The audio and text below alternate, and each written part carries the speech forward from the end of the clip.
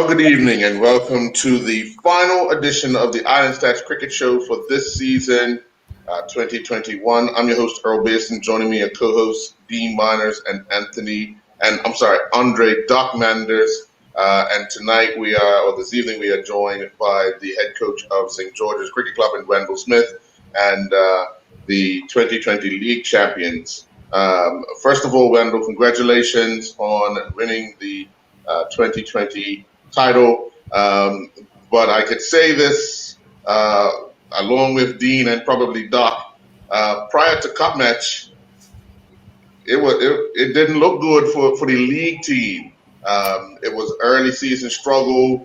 Things were starting to turn around a little bit, but we didn't think that gap could be closed to win it, let alone the battle to stay up. Because we even talked about at that time who was going to go with Wilcox. Would it be St. David's or would it be St. George's? So to turn that around and end up winning the league, where did you see the turn of the season to make that challenge? Well, first of all, good evening to all three of you and to your listening public. The turnaround came at the start of the second half because you're right. We lost a couple of matches in the first round that we felt we should win, particularly the Bayless Bay game at Devonshire Rack. We had to chase down 145 and we needed 28 runs in 24 balls and had 5 wickets. And so, people took it for granted, and Coolidge Dorm took the stunning catch on the boundary, ran in, dove one-handed, caught it just before the grass. That was Alan Douglas. Next thing you know, Anais was out in Mackay, and they were into our tail end, and we lost by just a handful of runs. But the turnaround came when we played Rangers down St. George's. We lost 2 quick wickets, and Aronde ended up at the wicket with Alan Douglas, and we were down 2 for about 15. And they had a 200-run partnership. And Alan struck form and Aronde struck form just after Cup match in a phenomenal way. And after that, I was having a talk with the skipper and Clay, and we talked about opening batting with Alan and Aronde because they both like to play very aggressively. And with the power play, only 2 fielders out, it helped us because obviously Alan could do his thing with less fielders on the boundary. And so that was the beginning of the turnaround because Alan scored a century that day and Aronde actually had 93. We nearly had 2 players score a century in a T20 game. And after that, we went on a 5-game run. We played everybody, beat Bayless Bay comprehensively. They scored 138. Alan and Aronde put on 91. And we coasted home by losing only those 2 wickets. And then we had to play Rangers. Wasn't Rangers again? It was St. David's. And that's when Alan scored 146. And to be honest, he just was brutal. I mean, he must have hit about 26s in an innings that in a T20 for one player to score 146. That was phenomenal. And it just kept going. The match of the year for us, though, was the one at Rangers, the replay, because they missed Dion Stubble in the first game, and we made them pay for their 4th and 5th bowlers. We really punished. One guy went 2 for 40, the other went 2 overs for 45.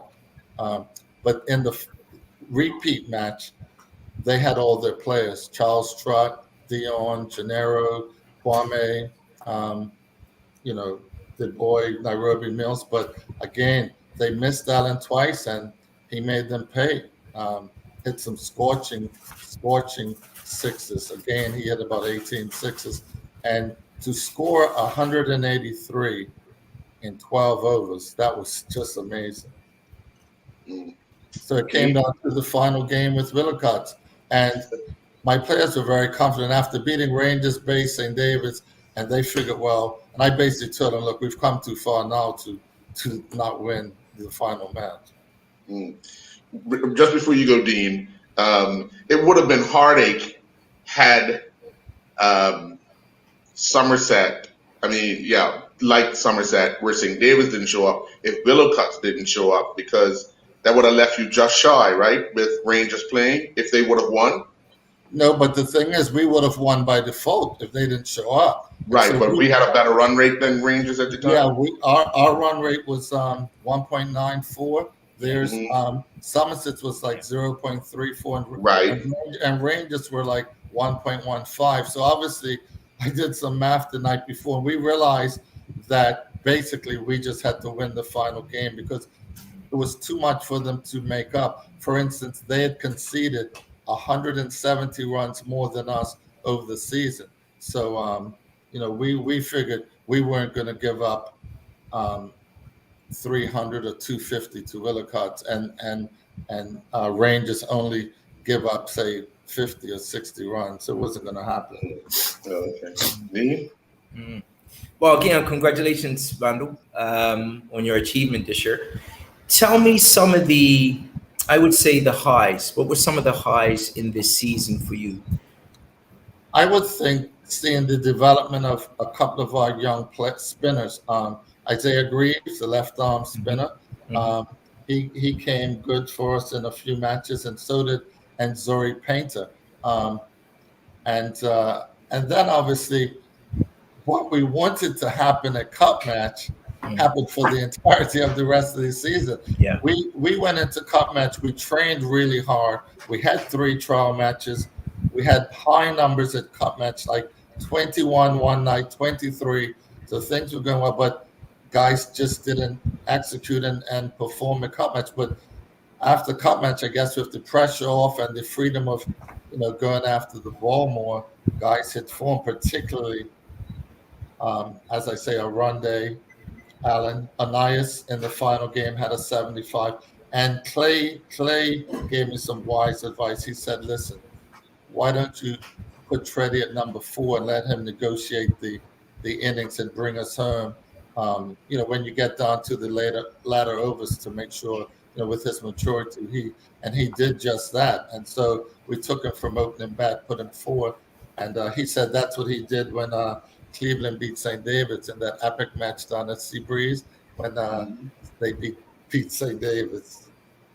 So that was the highlight. Was obviously our batting performances. The score, we got 219 against Rangers and 185 in 12 overs. And at Bay, we actually had 90 on the board in about 6 or 7 overs. These guys were blasting. I mean, anything down the leg, they were pulling and hooking for 6. Anything up, they were driving.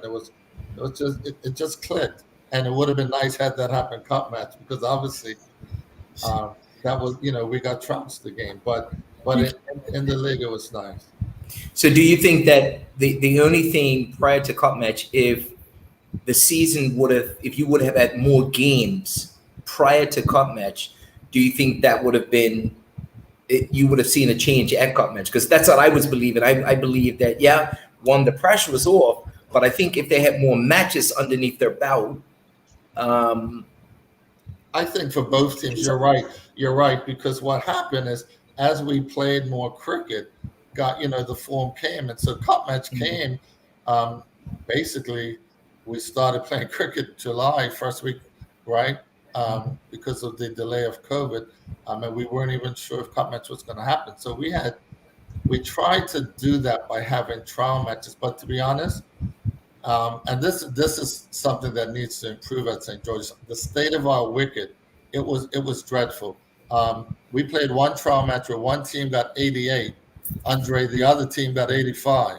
Now, 2 Cup match caliber teams shouldn't be getting out that cheap, but guys were going on the back foot to pull when the balls were staying down by their ankles, and the wicket it wasn't conducive for good match play. And then, fortunately, in the latter half of the season, we played all of our matches away except the final one against Willicott. And then again, the ball started jumping up over at guys' faces.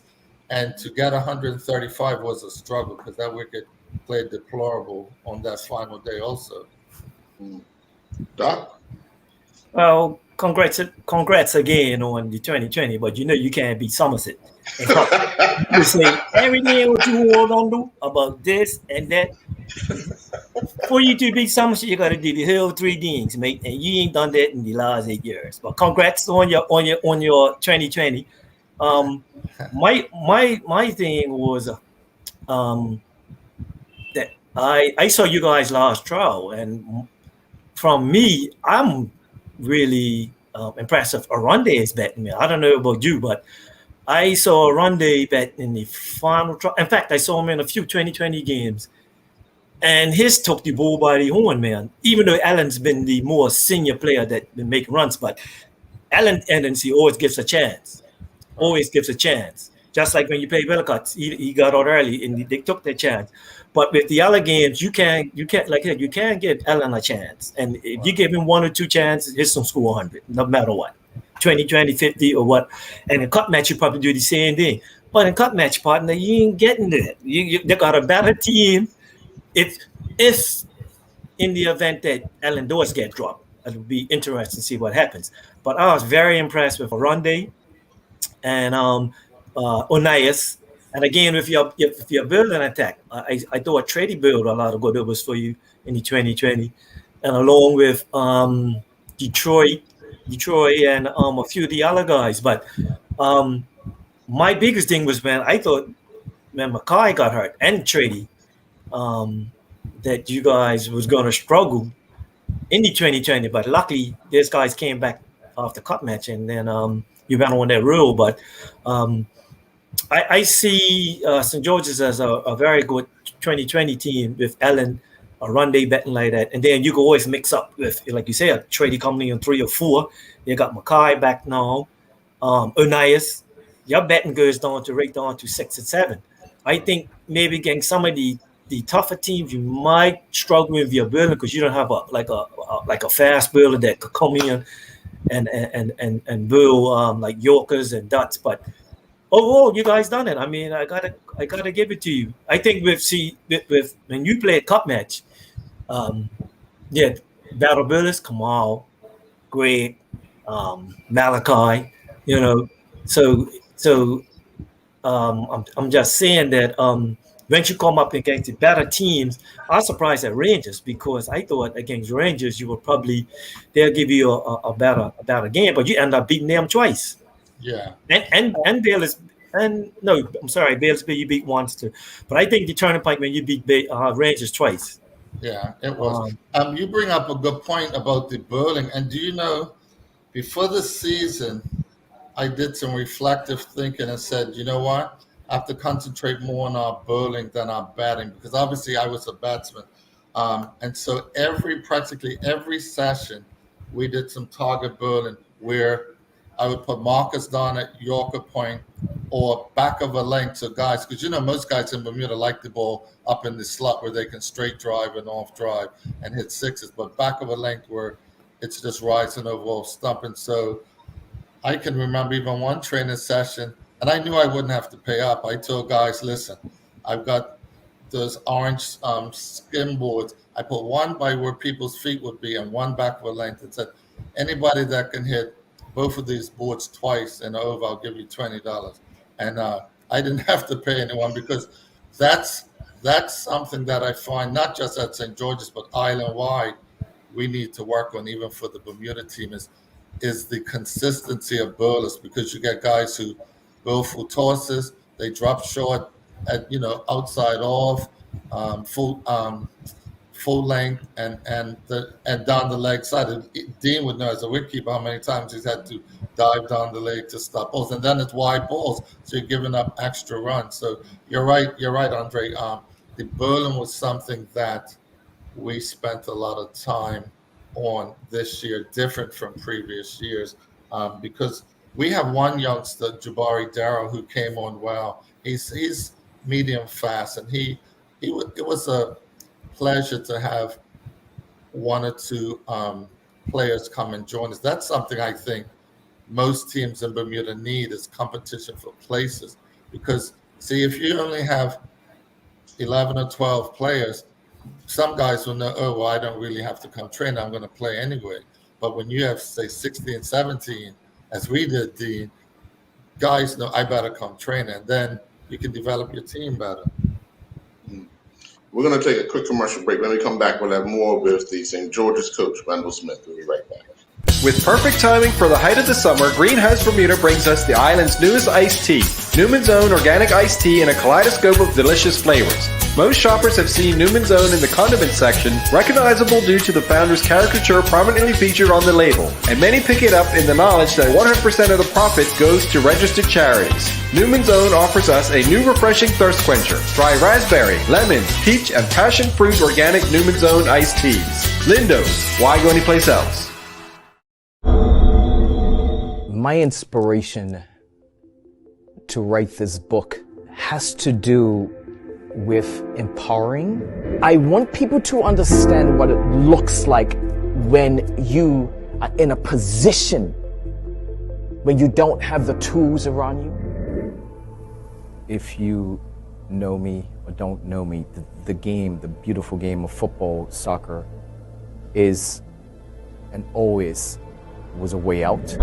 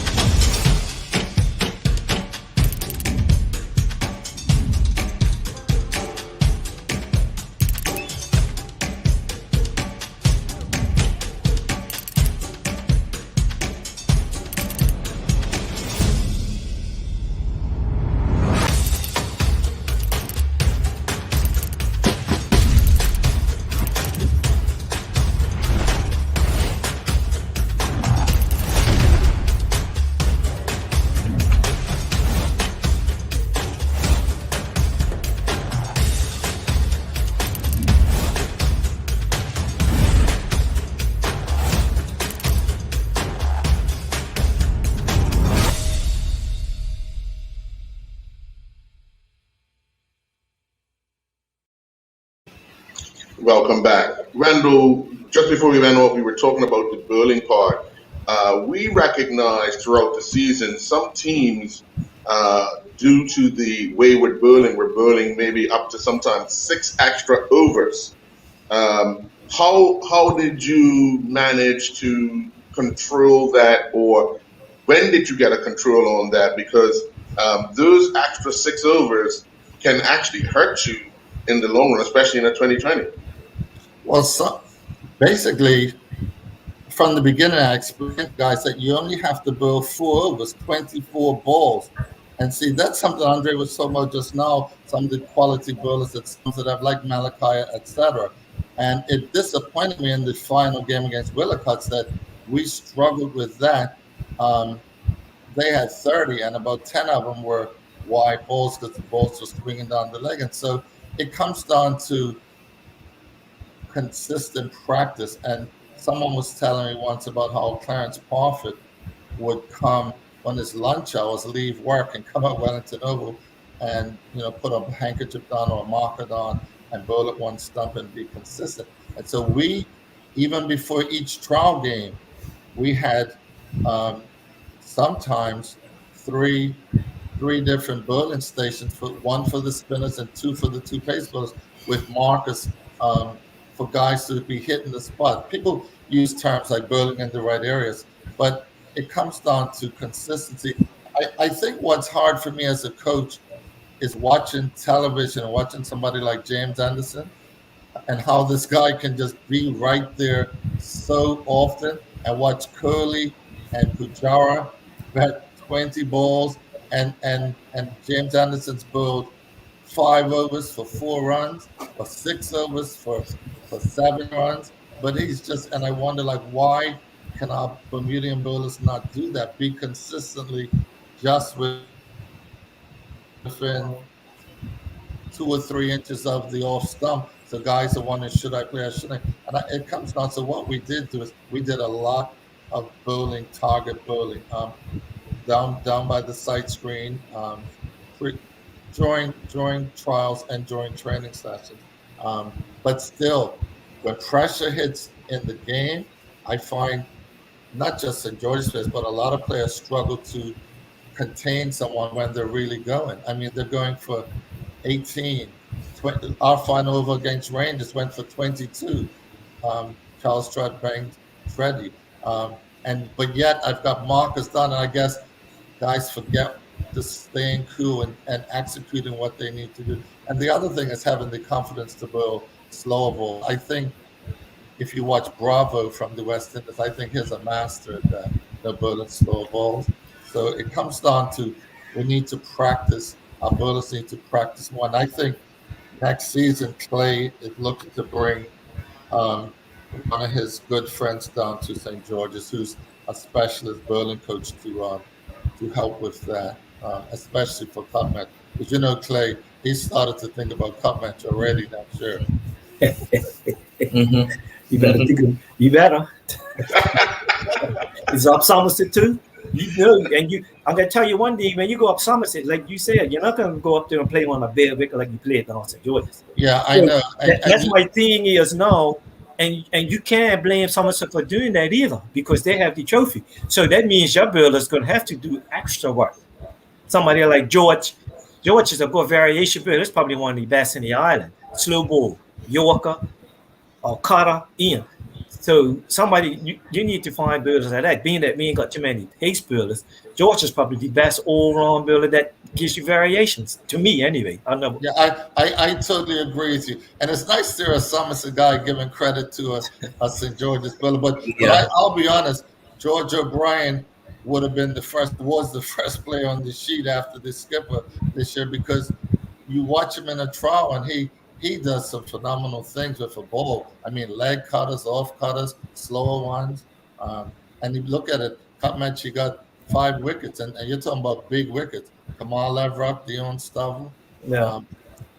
I thought one of them had your son trapped LBW, possibly too. I don't know if you remember that one. Everybody talks about that, but you got to see the replay. That's what you're talking about. Justin was building. Justin pitcher. That was the one that was missing leg stump and missing off stump, but was maybe hitting center. No, missing leg. Justin came up to my camp, right? Justin came to my camp, right? Because I'm real cool with him. Justin's another good bird. He says, "I don't know how your boy didn't give him." I said, "Why?" I said, "Well, Justin, where was his pitch to?" He said, "Oh, I don't know. But I knew it would hit center stump." I said, "Well, okay, but you don't know where it's pitched to."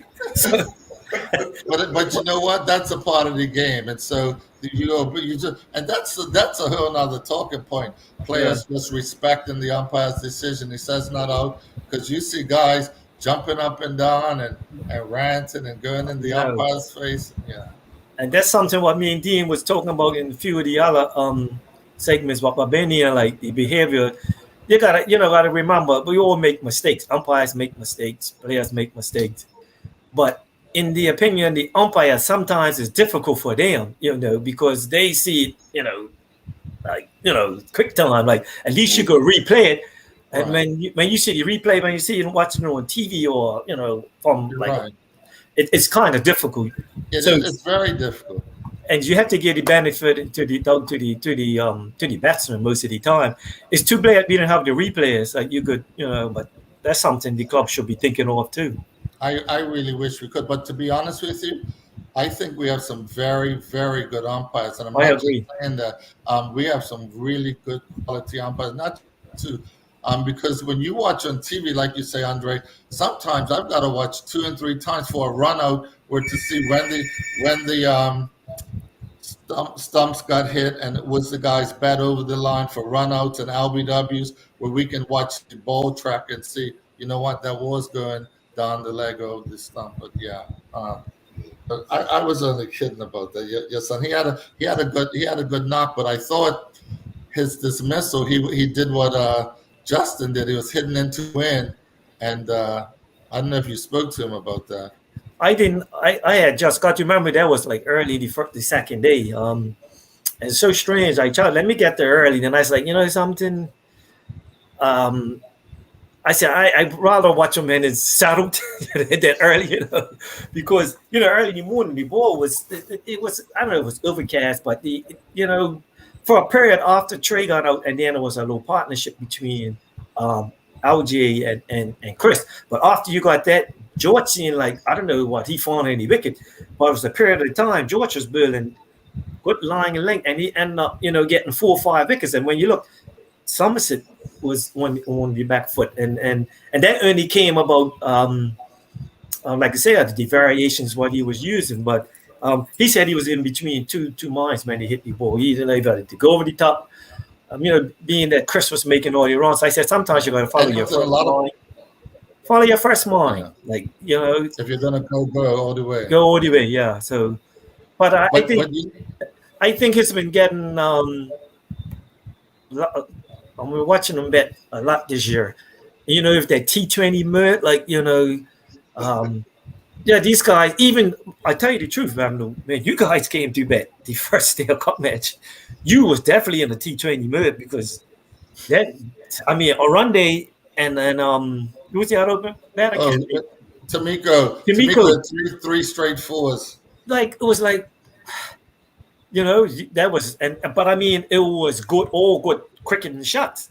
Right. But they didn't control themselves, and then the momentum just after those two got out, the momentum just changed. Only Anais kind of set up, but I mean, if you don't have the trophy, that's the way to go. But I just felt like one of them should have went, and the other one probably could have held off, But like I said, if they were seeing the ball big, you can't really say. But that first hour, 2 hours, I think St. George's, you guys, that was your best 2 days, the first 2 hours. Yeah, it was the best segment of the game. But yeah, one thing that was interesting, and I was saying this to somebody, besides Chris Douglas's century, no one else got 50 runs Cup match. And I'm glad you pointed that out because once we got Chris, Somerset on the second day, the rest of them put on about 80 runs. The last 7 wickets, they scored way less than I think they wanted to score. Yeah. But we did not bat well in the second innings to put pressure on you because we knew the wicket was going to be turning and lifting. But that's cricket. Yeah. D? Yeah, I'm going to take you back, Randall. I'm going to take you back to, I'm just going to shift it a little bit, to the decision of coming back home to coach. All right? You taking over from Ryan Steed. All right? What was your initial thoughts when you first saw the group of players? Well, first of all, Ryan Steed told me he had to take care of some school, yes, and he'd be out for 3 years. He said, would I come back for 3 years? And I said, okay, I'll do it. I realized that St. George's had a few talented players, but we didn't have enough numbers. Like, for instance, the initial year, we had to ask Carlos Greaves, Herbie Bascom Sr., some players that were fringe players just to make up the numbers. And that was very frustrating because week in and week out, we weren't sure if we were going to have 11 players because we had a number of people overseas. And Zori was overseas, Isaiah Greaves was overseas, Oyende Bascom, Harry's other son, Akira. And so that's why I say I really would love to have about 15 or 16 players to make players have to compete for spots. So initially when I went back, it was just about just developing player skills. I spent a lot of time. The person I spent most time with was actually Mackay Simmons because he would come to training every session. So even if there was like once or twice, if something big was on TV, like big matches and it was T20 and no proper league, as far when I say proper league, I mean no promotion and no relegation, I would spend an hour and a half with him, and his game came along. Watching play, I guess, as a coach, that's one of my pleasures and most rewarding things is seeing a player improve tremendously. And Chinky is somebody who, over the course of 2 seasons, he went County Cup and scored a 90, 89 or 90, and then he went Cup match and got a 50. And you could see the improvement in his game. And he takes his cricket very seriously.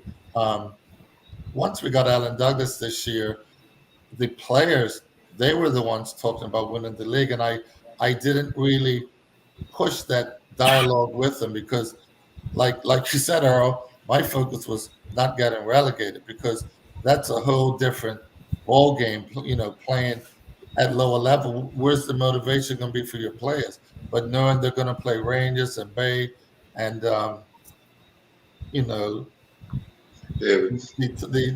the top echelon teams, it's going to make a difference. At Somerset, I'm going to be honest, Somerset were the team that surprised me. But my hats up, they were the one team that beat us twice.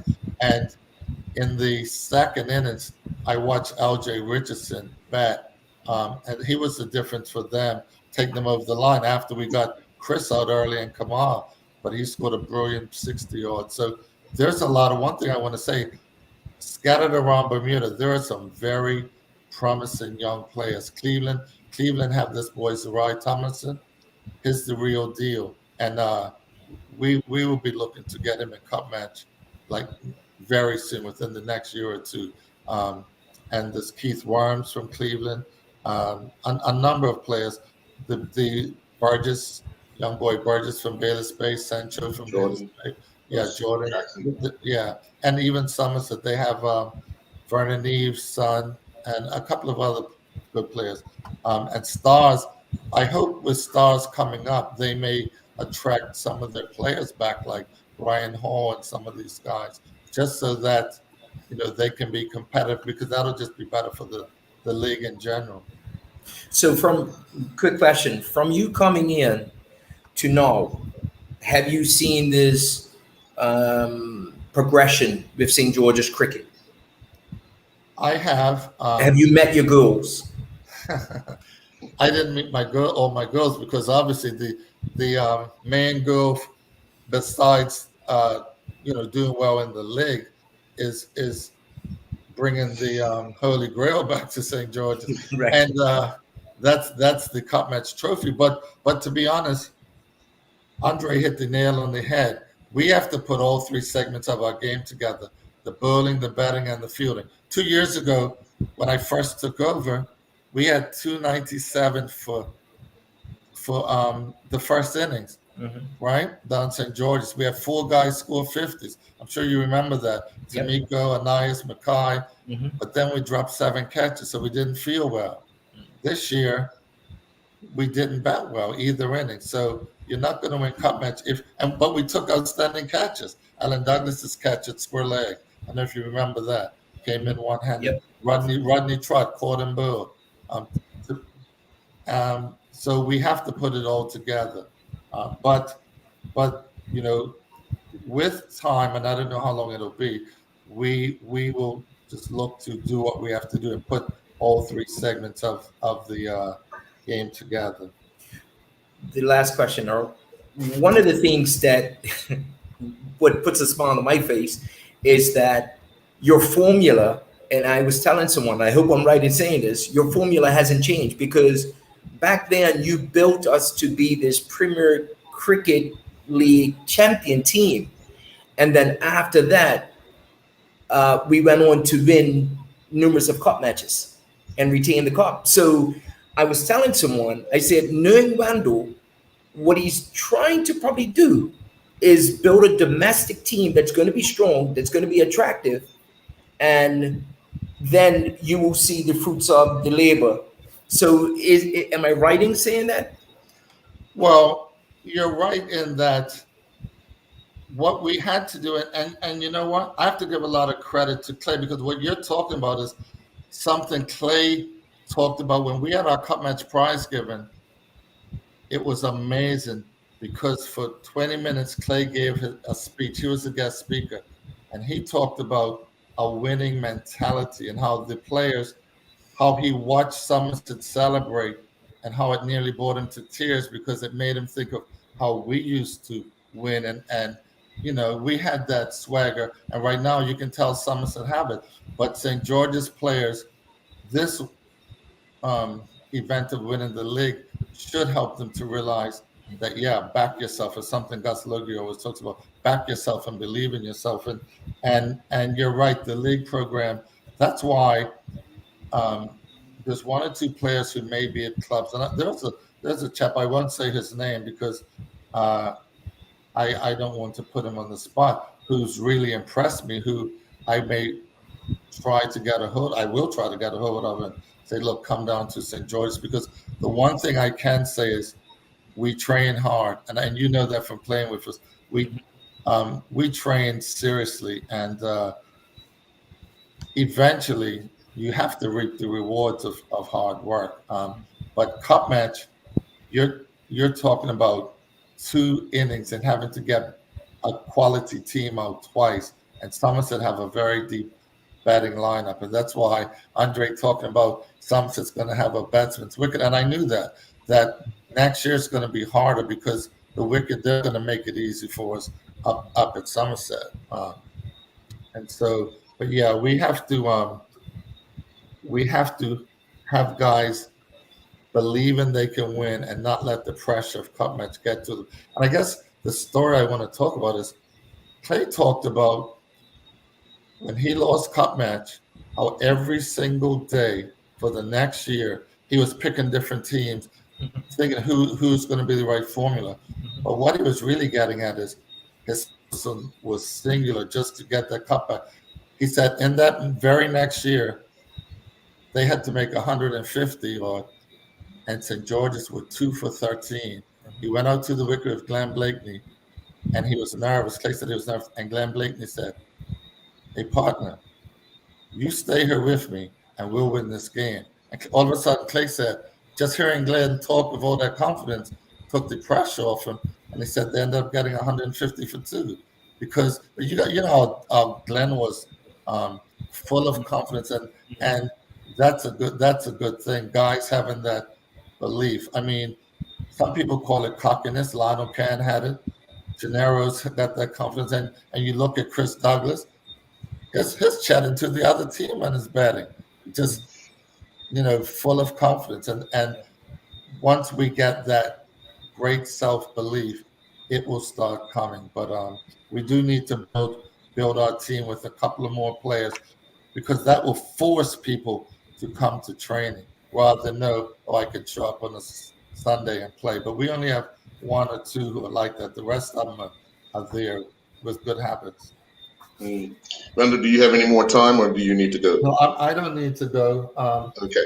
We're going to take a quick commercial break, and when we come back, we'll have more with the head coach of St. George's, Randall Smith. We'll be right back. Nuco is a company impressively dedicated to the production of coconut concoctions. Their motto is coconuts for life, and however that resonates, it seems to have done the trick for vegan snack lovers. Nuco uses 3 ingredients in their wraps: pure organic and GMO-free coconut meat, coconut water, and unrefined virgin coconut oil. Nuco extols them as the all-natural alternative to bread and tortillas. This month we're featuring gluten-free Nuco organic coconut wraps in a 5-pack. Lindo's, why go anyplace else? My inspiration to write this book has to do with empowering. I want people to understand what it looks like when you are in a position when you don't have the tools around you. If you know me or don't know me, the beautiful game of football, soccer, is and always was a way out. Still fearful on what to do, what would happen if I say something. What can we do in this book to incorporate tools to help specifically our group of young people in Bermuda? Could you imagine doing a read with little people and breaking everything down for them and having them to have a voice and having conversation pieces, if it's chapter by chapter? And welcome back. Dean? Yeah, Wendell, you were talking a little bit about, because you were going, what can we improve in Bermuda cricket? What is, because there's a 2-part to this question, but the first part is, what can we do to improve Bermuda cricket?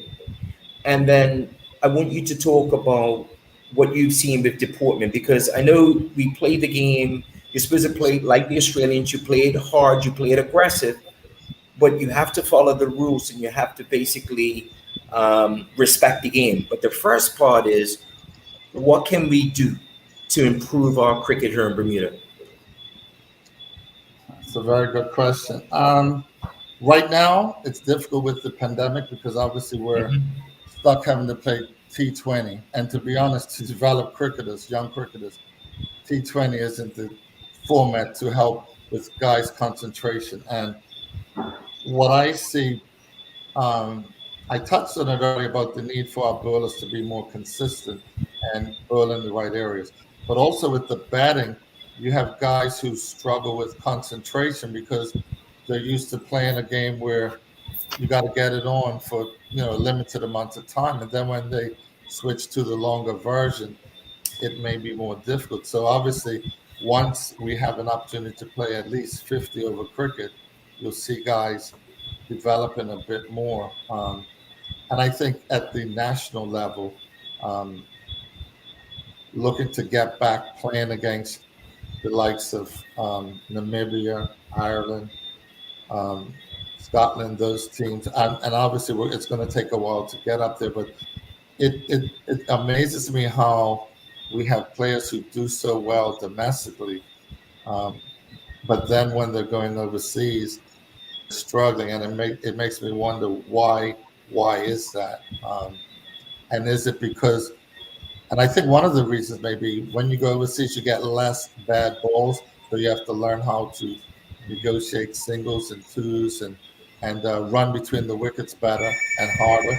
That's definitely something that needs to improve in Bermuda, the running between the wicket. But fielding, to be honest, the more you work at your fielding, it's not difficult to improve a team's fielding skills. It's just a matter of repetition and doing lots and lots of catching. But the other thing is for T20, at least change the times. We had games starting at 11 and 3, and the guys who are coming for 3 couldn't get in the change rooms because the times are too tight. So I think we should put the first games earlier till 10, or the second ones back till 3:30 or 4, so the teams could warm up properly, because there were very few teams that were even warming up properly. Somerset were one, we were another, but you have a few other teams. You come to a game and they're just sitting in the change room waiting for the toss to take place. Okay. And so, and Gus used to talk about this.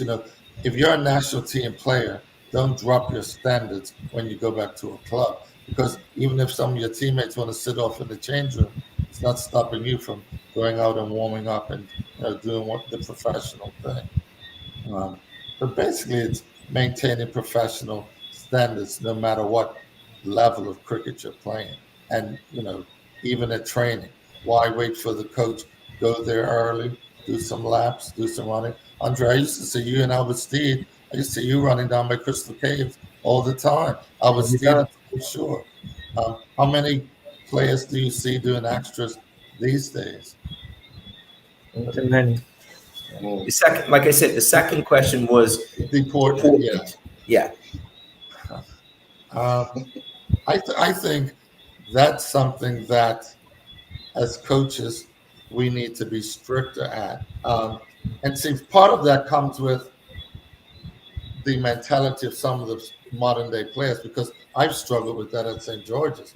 And I'm gonna make no bones about it. I don't like to see guys coming up and stopping like they want to men catch somebody, right? And I've told the guys, but you have players who think maybe it's getting attention or whatever, but that's one. But the other thing is respecting umpires, because I like what Andre said earlier, the fact that umpires are just like cricketers. They will make mistakes now and then. How many players have dropped a catch? How many players have gotten out for less than 10 or a duck? We're allowed to make mistakes as players, but an umpire is supposed to be perfect. So just understand and respect the game, and it's supposed to be a gentleman sport. And you know what Dennis Wainwright says?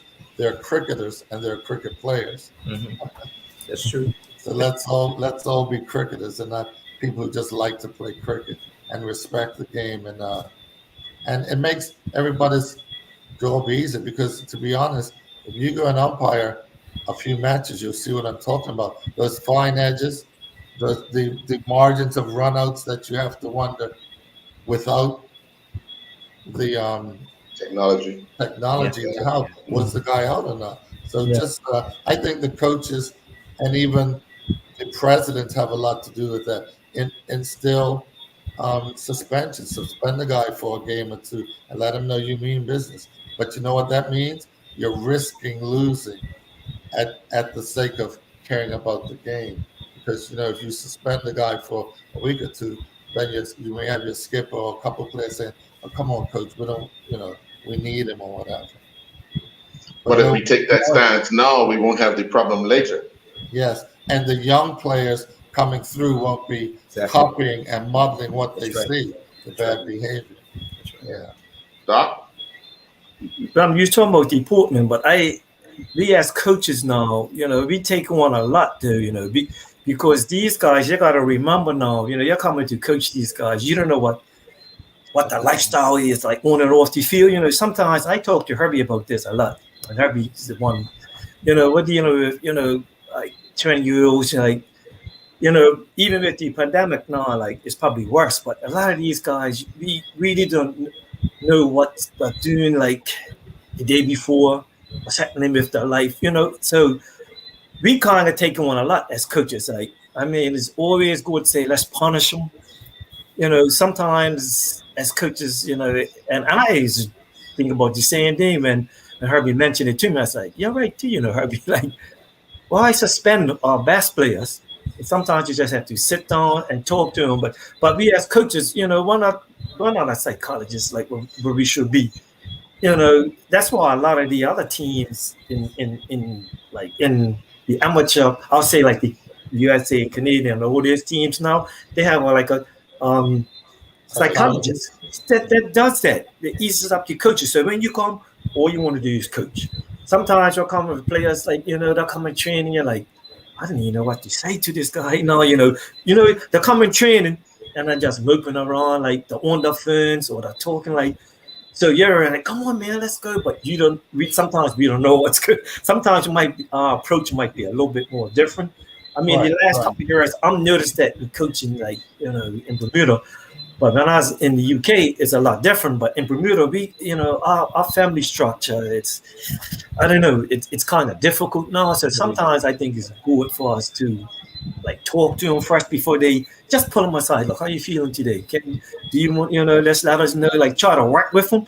And it might work or it might not, but at least, again, a little feeling from, because it's hard to coach right now, because I feel for you guys, man, because most of the time is a lot of good players, that come there is like, they're like, I don't know, but see a guy like Chris, what I talked to Jeff, what we let Chris do now is like, Chris is the type of player, like you said, he could talk to people, is one of our better players, and like sometimes just gotta let him do, I'm not saying let him do what he wants, but in a team, you just like say, look, if Chris is doing that, as long as it's not, disrupting the team, you got to let Chris go.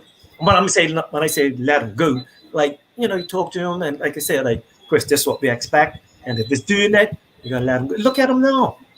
I remember coaching Chris years ago in the under 19 level. And I was like, Chris, you need to do this. You need to do that. And sometimes Chris is probably saying, no, just let me, But, like I said, but you don't know what's going through these young players' heads. So as coaches now, it'd be good to while being I don't know how we're going to get a psychologist anyway, but sometimes we need to just take a little break, talk to them, and then see how they feel. Sometimes I might just say, look, take a little rest on the side, and then when you feel better, come out. And then, but, like I said, I haven't talked to Herbie about that. And we was like, sometimes we're dealing with a lot of stuff now as coaches that we shouldn't be doing, but we have to do it. But like I said, it's something that the board might have to start doing. I know they've done that before when we used to go away. I don't know if they've done with the senior team too much, but you always have like a psychologist always come talk to the boys before we left, right? I think And somewhere, somewhere like when the team was picked, like this is what we're supposed to do. This, but then when they get out there, it's a little difficult. Like they Yeah, I get think- nervous. They get nervous, or they if they ain't getting no runs, if they ain't getting no wickets, it's pressure. And sometimes it's just a little difficult for coaches, because we need to as coaches to be dealing with the coaching side of the thing, dealing with players with behavior. Yeah, I mean, I think that back then, I think we were a bit fortunate enough because many of the players were a bit mature. All right. So the maturity level of the players back then was a little bit different. We had to assess our own games. We would do, you know what I mean? We would talk to each other about our games. What do we need to change? And we would take that information on. And I totally get what you're saying. The other thing is, I know that Gus we were, I want to say, in Kenya. He introduced us to a psychologist, a sports psychologist. He came in and he was talking to us about our game. What can we do better? Loss of confidence, those sort of things. But when it came to, I guess, mindset and preparation and those sort of things, I think Gus left us to our own will to go ahead and to be mature enough, to be responsible enough to go ahead and do those things. So I think the sports psychologist dealt with loss of form, loss of confidence, those sort of things. So we have to be very careful when you do introduce, a sports psychologist, and not saying, who lifestyle and those sort of things, because I think those things should be worked out with inside, the maturity of the guys that are on within the change room. I think that's the gap that we're missing, because initially when we go overseas and we go to play, the sports psychologists are there. How are you going to deal with this builder and unlocking those guys that are loss of confidence, that need that confidence? You know what I mean? You shouldn't be telling a guy you got to get an early night's rest. You shouldn't be telling a guy you need to be on the bus on time. What is wrong with, those sort of things. And even prior to tours, whether it be financial, those things should be worked out at the board. That's nothing to do with a player worrying about pay, a player worrying about if his lights are going to be on, if he's got those things, that's separate from him going in and dealing with a sports psychologist. Yeah. You know what I mean? So I shouldn't, like you said, I think that our players, if we're looking to get back to that level, at that highest level, again, we're going to have almost 16 mature players that know the rules and regulations of the ICC, that know that if you do certain behaviors, you're going to get fined. There's got to be a certain mindset for our players now to get to that next level. And we're going to need players that have got discipline, that got concentration, they're responsible, they're mature. We have to develop those players to play at that level. And that's where we need to go to. Now, if we develop those players to get at that level, then the psychologist comes in and takes us to another level. I think we have to work with that domestic one first, and I think here he comes back. Randall's back now. One of the things I would, okay, Randall, you're back. One of the things I would say to the clubs, the president, the coaches, is to sit all the players down prior to the start of the season and get their buy-in on the discipline side. If a player does this, what should we do? So now they already know going into a game what the penalties are. So it's not like we're going to suspend our top player because we felt he done something wrong. We're going to be able to say, listen, we all agree that if this happens, you're not going to get them all. You're not going to get them all because something different in the season is going to happen that you'll have to deal with. But at least going into the season, everybody has an idea of how you could stay on the field, and that's done at the club level, because everybody keeps saying the board, the BFA, the board, the BFA. Well, these players only represent the BFA and the board when they do it at the national level.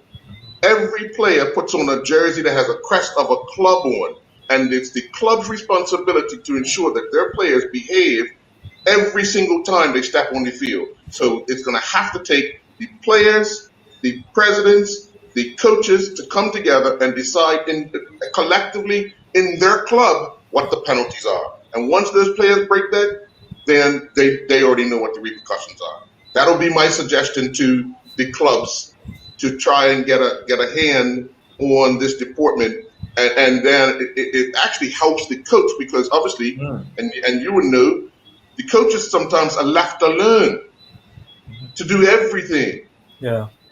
You know what I mean? But at the end of the day, because as we've said on other shows, Dean and Doc, we've heard people talk about, oh, you get X amount of money for a catch. You get X amount of money for a run out. But no one gives up extra amount of money or loses money if they get out and they throw the bat down. Yeah. Or if if they're cursing and carrying on. None of that is taken away.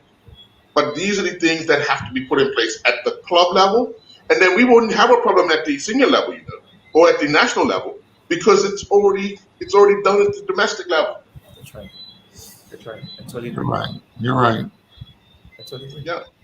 So what you think about the sports psychology, like especially for the the national team at least? I totally agree with that because when you look at professionals, and yes, we're not professionals, but we have the capability at times to play matches that are extremely important, i.e. the football team that went to the Gold Cup and played Panama and beat them and took Mexico almost to a draw. Sure. So then we're competing against players who would have that advantage because before I went off air for a moment, we were talking about, just that, how important it is to have someone talk to these players about issues that may be going on in their personal life. And that's where, to be honest, I think man management is probably something that's become very important in coaching now, is understanding each and every player. I was listening to the Chelsea coach talk today about, in fact, Asadequeta was talking about how his coach, when he first came in, spent time talking to each and every player about their role. And obviously he would have, gotten to know them to see what makes them tick. And I think that's something that has become very, very important. Reaching guys on a level where you can connect with what makes them tick and let them understand, what they're going through. If they're going to have to try to get someone to talk to their boss for time off or to represent Bermuda. But at the national level, that definitely, Doc, I would agree, because you're talking about trained people who can tap into, players' psyche and know what makes them tick. And I mean, in so many sports now, you have them. Tennis. I mean, you could go through the gamut, and I'm sure most professional athletes have a psychologist. Well, Randall, the gap that we're seeing, and I want to make it perfectly clear, I don't have a problem with a sports psychologist. But what I'm saying is, as a coach, when you have 11 men, let's go back to when you had Clay, Charlie, myself, Clevie Wade, that group of players. Right.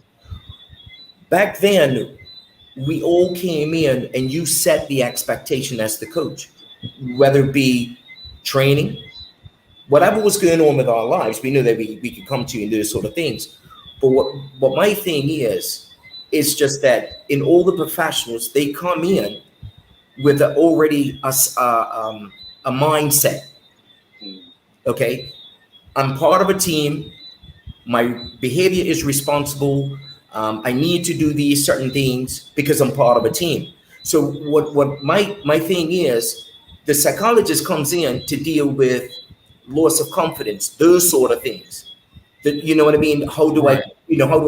They're not going to come in. I don't feel that they're going to come in and say, Dean, you need to go ahead and eat 3 eggs, because that's a nutritionist, right? Right, correct. So I have to, especially in Bermuda, because it's going to be pretty.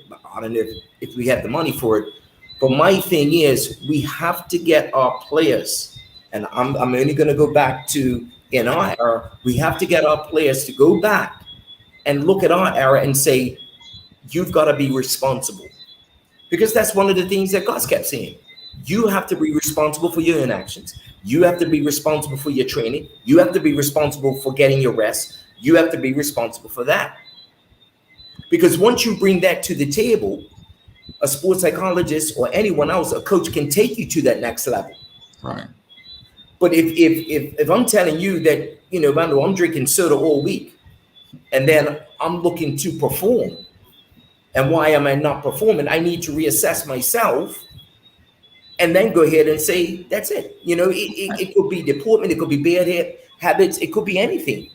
And you know what? You're tapping into something that is so important. And sometimes a player needs to be reflective of their habits. And is it because I'm coming to a game late, I'm an opening batsman, and I'm failing, I'm getting out early because I'm racing to put on my pads, we win the toss, we lose the toss or whatever, and we're batting, and I haven't had proper time to just sit and relax and even do some of the things that will help you to possibly achieve, which might be early in the morning going for a swim, might be packing your gear the night before so that you're not racing the next morning. Just little things, tips that can help you have that edge to perform. And sometimes it's not a psychologist, it may be a coach that says something to motivate you. And that's why,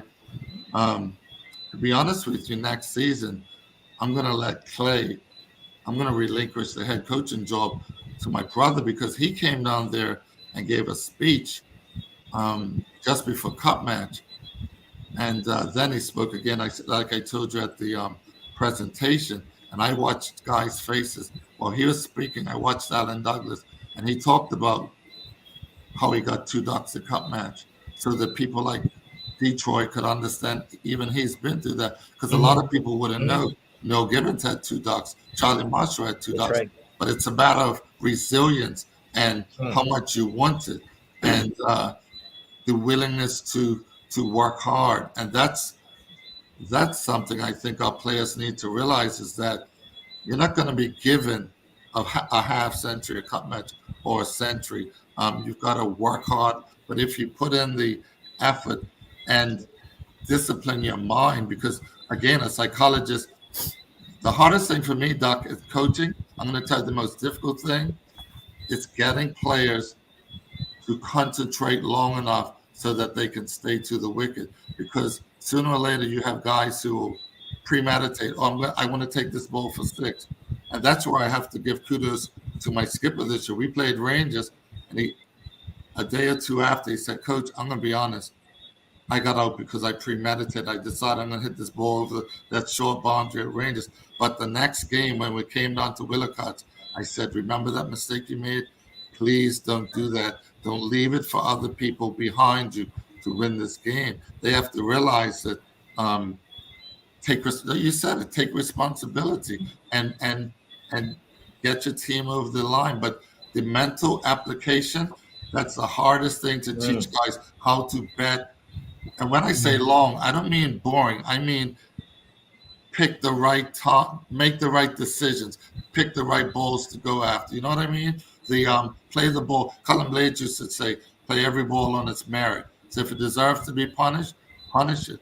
But you get guys who get out clean bowled often, and I wonder, why is that? But to me, really good batsmen shouldn't be getting clean bowled as often as some of them do.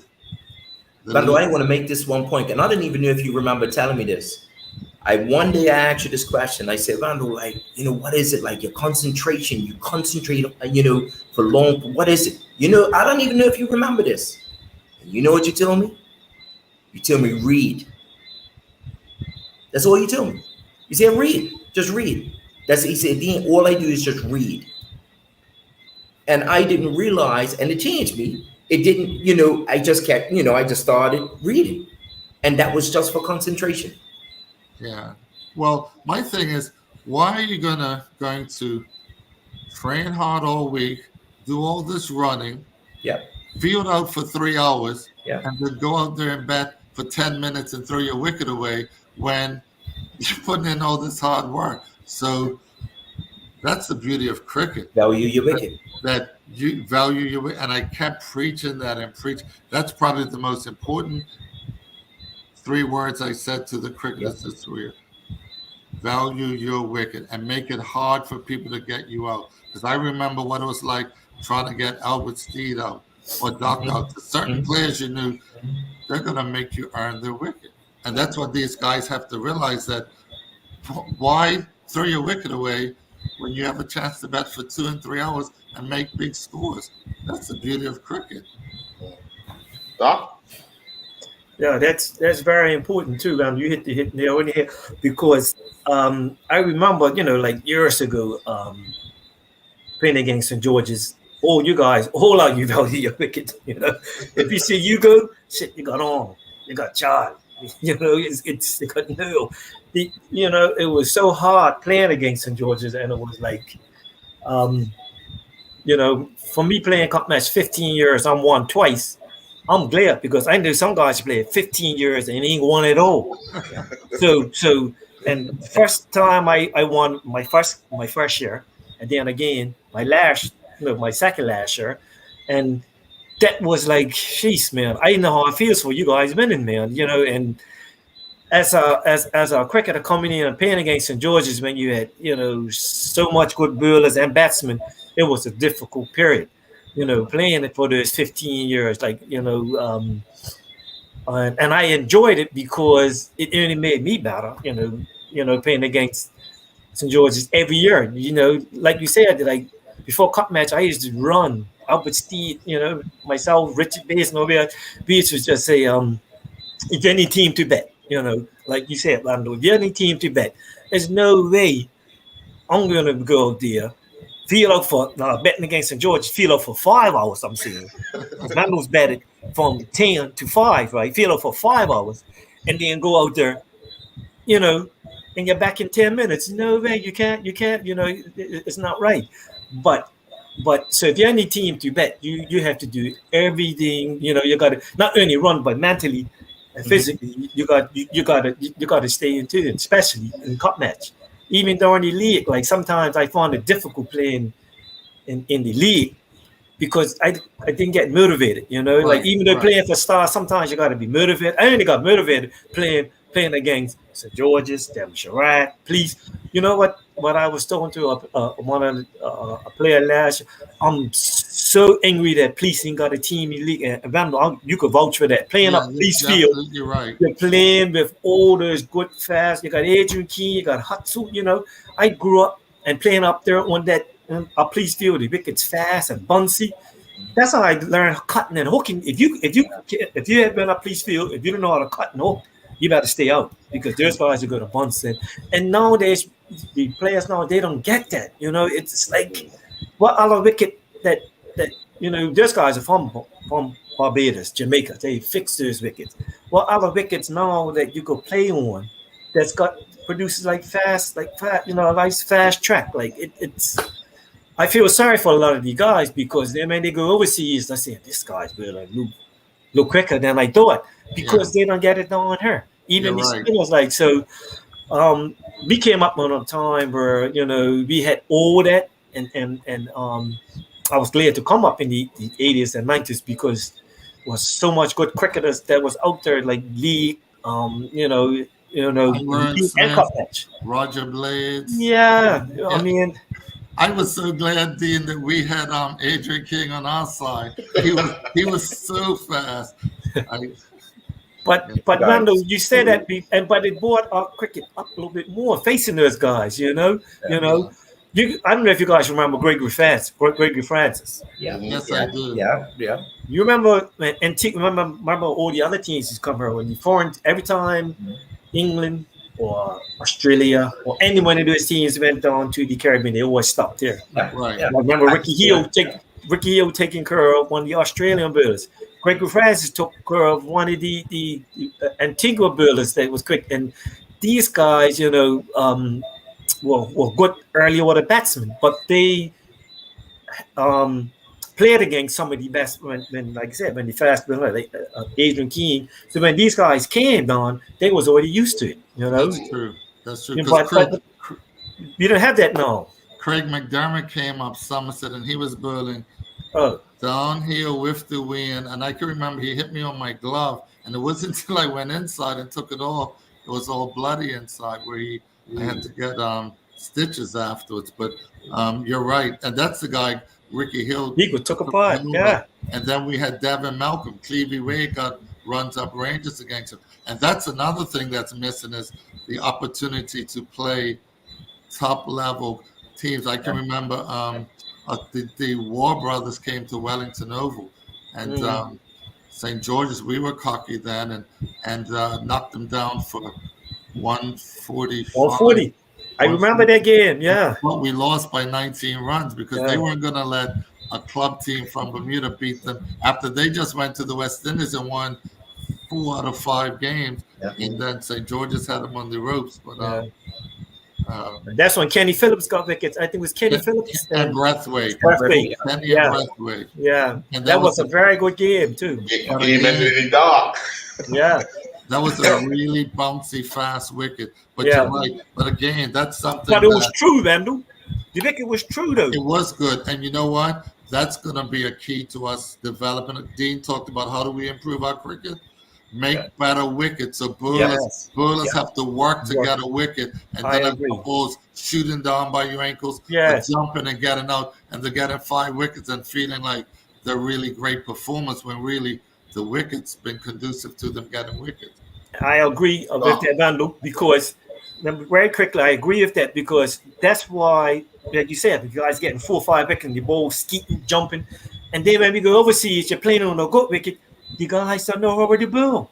And remember, those club wickets in England, Dean, are very good. Good wickets, man. Yeah, very good. So we need to improve on that. Definitely. Right. But as you know, and we often talk about the availability of players, the amount of players to be available to play. If we look around, look at the aging groundsmen.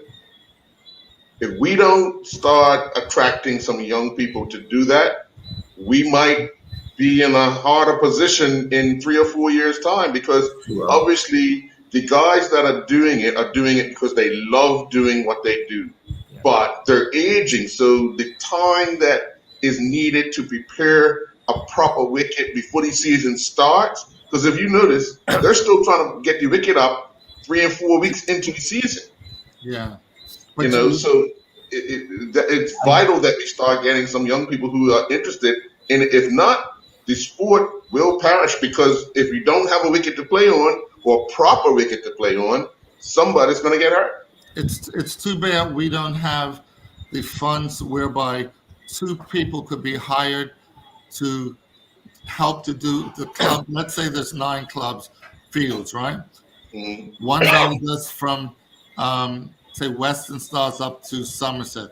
The other one does from Devonshire to St. David's, assisting the club groundsmen, but they're 2 full-time cricket groundsmen who would be in charge during the summer from, say, April to September to help to prepare the wickets and rolling them constantly, because that's the thing, to get wickets up to a proper standard, you have to put the time in, top dressing and rolling and watering, and not just doing it on the morning of the game, but through the week, and that would be an immense. But again, that's money, and these days with the pandemic, we're struggling just with help the government helping people, which they've done a wonderful job.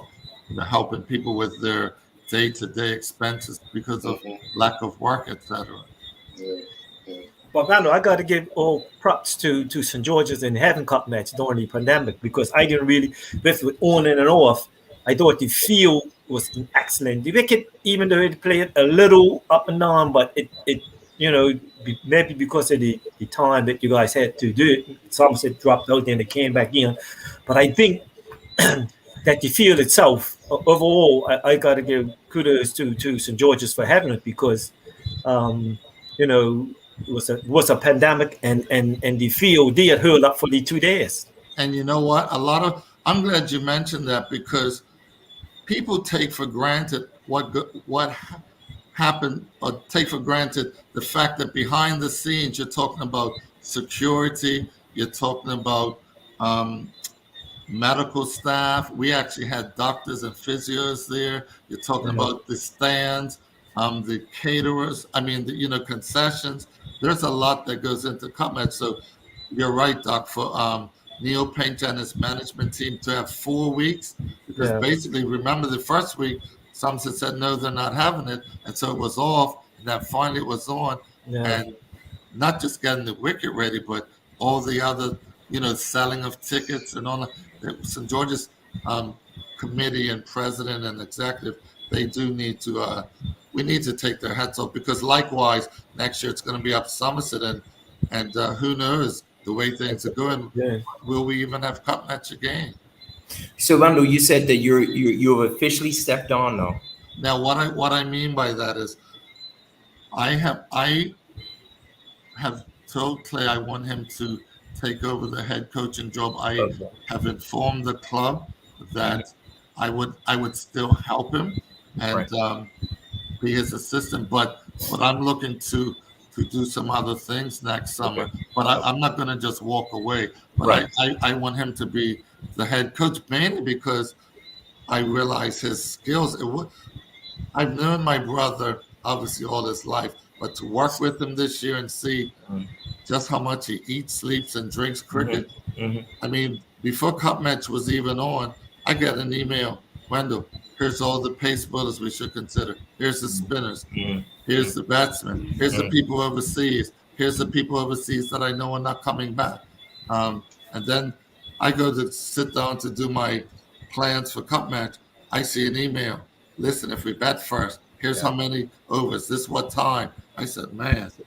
So just briefly, I just wanted to get. So you've been coaching what, 35 plus years? I started in '85 with St. George's. All right, so you're talking about 35 plus years, and then you've coached at how many clubs? I started at St. George's '85 till about '95, '96. Then I took a break, went to St. David's in the for 4 years, I think it was. And then went to Western Stars for 2, and now I've been back at St. George's for 3, and enjoyed all those places.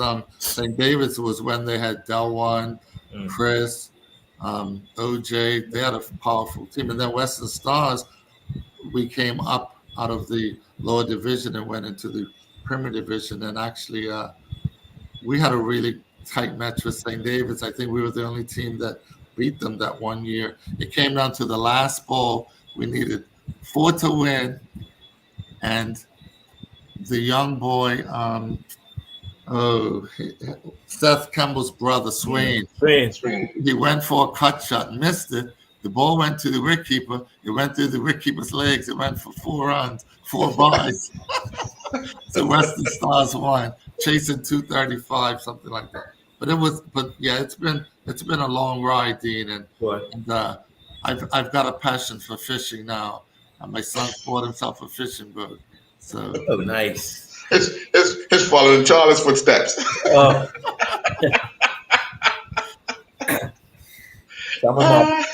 to get fish. Well, Wendell, I want to say thank you very much for tonight. Congratulations again. And we know that you'll be around cricket for much longer because of the passion you have for the sport. You might say you're going fishing, but that will be Saturday night as you used to do before. It won't be Sunday. Nice to have me. Thanks for having me on, guys. It's been a problem.